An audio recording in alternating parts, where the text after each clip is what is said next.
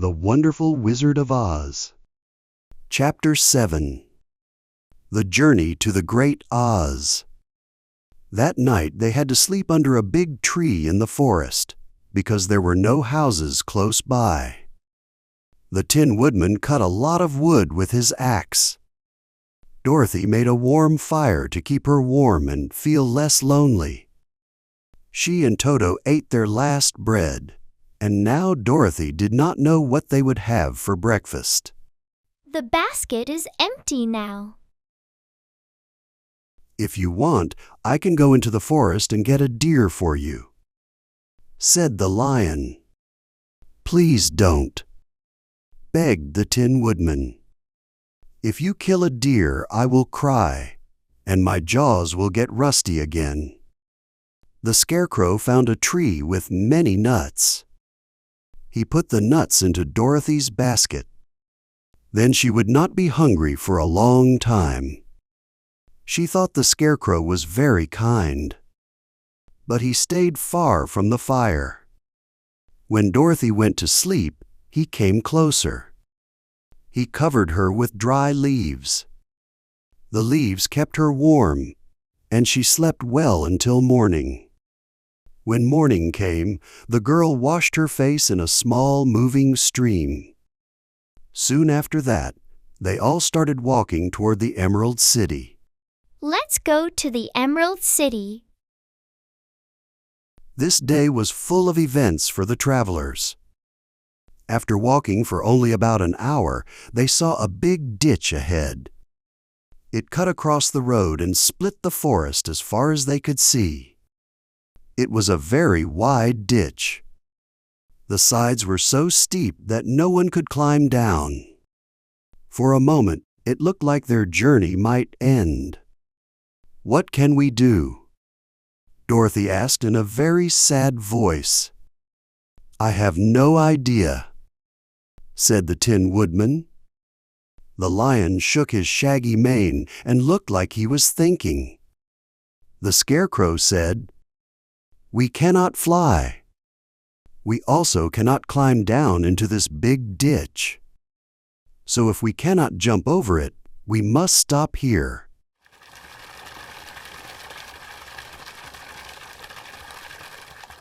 "I think I could jump over it," said the Cowardly Lion, after measuring the distance carefully in his mind. "Then we are fine," said the Scarecrow. "You can carry us on your back, one by one." "I'll try," said the Lion. "Who wants to go first?" "I will go first," said the Scarecrow. If you cannot jump over the gap, Dorothy might die, and the Tin Woodman might get badly dented on the rocks. But if I am on your back, it won't matter so much, because a fall won't hurt me. "I am very afraid of falling," said the Cowardly Lion. "But there is nothing else to do, so we should try. Get on my back, and we will try it." The Scarecrow sat on the Lion's back. The big animal walked to the edge of the gap and crouched down. "Why don't you run and jump?" the Scarecrow asked. "Because that is not how we lions do things," he said. Then he gave a big jump, flew through the air, and landed safely on the other side. Everyone was very happy to see how easy it was. After the Scarecrow climbed down from his back, the Lion jumped over the ditch again. "I think I could jump over it." Dorothy decided to go next. She picked up Toto, climbed onto the Lion's back, and held his mane tightly with one hand. The next moment, it felt like she was flying through the air. Then, before she could even think, she was safe on the other side. The Lion went back a third time and brought the Tin Woodman. Then they all sat down for a few minutes so the Lion could rest, because the big jumps made him out of breath. The forest on this side was very thick, and it looked dark and scary. After the lion rested, they walked on the yellow brick road. Soon they heard strange sounds deep in the forest, and the lion whispered that the Kaladas lived in this area. "What are the Kalidas?" the girl asked. "They are very big, scary animals," the lion said. "Their bodies are like bears, and their heads are like tigers. Their claws are so long and sharp that they could tear me in two. I am very afraid of the Kaladas." "I'm not surprised," said the girl. "They must be very scary animals."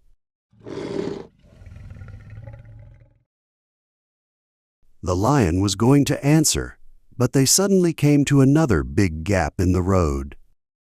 This one was so wide and deep that the lion knew he could not jump across. They sat down to think about what to do. After thinking carefully, the Scarecrow said, "Here is a big tree next to the ditch," he said. "If the Tin Woodman cuts it down and it falls to the other side, we can walk across it easily." "That's a great idea," said the lion. "It almost sounds like you have a brain in your head, not straw." The Tin Woodman started working right away. His axe was so sharp that the tree was almost cut through very quickly. Then the lion pushed the tree with his strong front legs. He pushed as hard as he could. The big tree slowly tipped and fell across the ditch. Its top lay on the other side. They had just started to cross the strange bridge when they heard a sharp growl. They looked up and saw two huge animals running toward them. The bodies looked like bears, and the heads looked like tigers. "They are the Kaladas," said the Cowardly Lion, starting to shake. "Quick!" cried the Scarecrow. "Let's cross." Quick! Let's cross! Dorothy went first, holding Toto in her arms. The Tin Woodman went after her, and the Scarecrow came next. The lion was afraid, but he turned to face the Kaladas. Then he let out a very loud, terrible roar. Dorothy screamed, and the Scarecrow fell backward. Even the fierce beasts stopped and stared at him in surprise. The Kalidas saw they were bigger than the lion. They also remembered there were two of them, and only one lion. So they rushed forward again. The lion crossed the tree and turned to see what they would do next. The fierce beasts did not stop. They also began to cross the tree. Then the lion said to Dorothy, "We are in trouble. They will tear us apart with their sharp claws," he said. "But stand close behind me. I will fight them as long as I live." "Wait a minute," the Scarecrow called. He had been thinking about the best thing to do. He asked the Tin Woodman to cut off the end of the tree on their side of the ditch.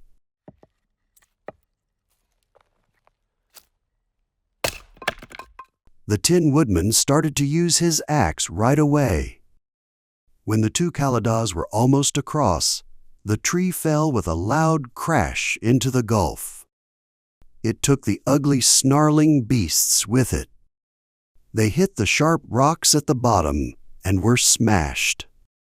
"Well," said the Cowardly Lion, taking a long, deep breath, "we are going to live a little longer, and I'm happy about that. It must be very uncomfortable not to be alive. Those creatures scared me so much that my heart is still beating fast." "Oh," said the Tin Woodman sadly, "I wish I had a heart that could beat." This adventure made the travelers want to leave the forest even more.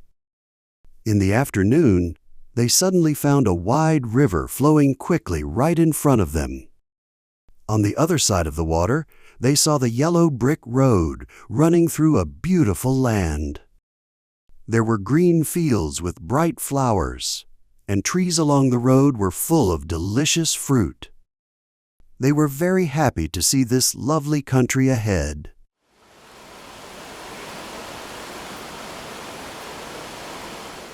"How can we cross the river?" asked Dorothy. "That's easy," said the Scarecrow. "The Tin Woodman can make a raft, and we can float to the other side." The Tin Woodman took his axe and started cutting small trees to make a raft. While he was busy, the Scarecrow found a tree on the riverbank full of good fruit.